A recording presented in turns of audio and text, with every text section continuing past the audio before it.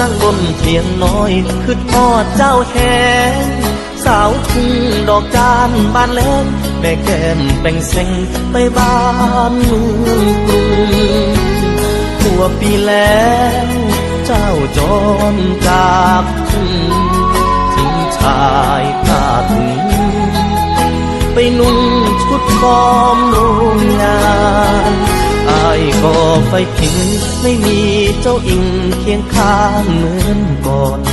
ทุกวันอยู่อย่างอาวรณ์ใจแสนเหนื่อยอ่อนเหน็บหนาวร้าวราน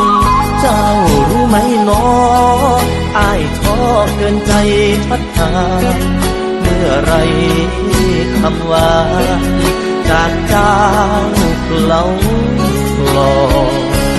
อยู่กรุงหนาวนี้เจ้าเป็นอย่างไรอากาศเมืองไกลเหมือนทางบ้านเราไม่น้อยเจอคนมากมายอย่าลืมเด้ออายคนรอก่อนเรายกล้อบนเบียงเก่าลมหนาวว้อยๆเย็นคอยคำนุ่งยิ่งหนาวแห้งแห้งคืนนี้จันไม่ทอแสงใจโดนทิ่มแทงภาพหลังวันเก่าหนาวกายทิ้งไฟพอคลายทุเลาหนาวใจ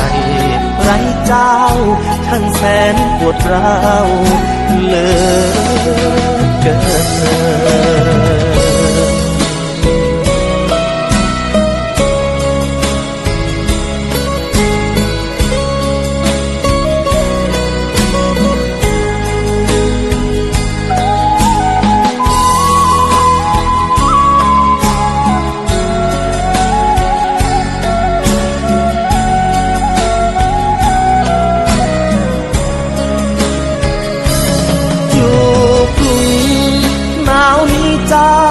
เป็นอย่างไร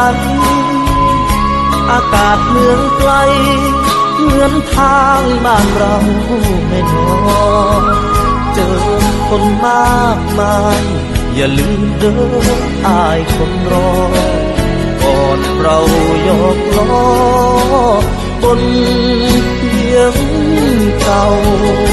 ลมหนาวว้อยๆเย็นคอยคำนุ่งยิ่งหนาวแห้งแห้งคืนนี้จันไม่ทอแสงใจโดนทิ่มแทงภาพหลัง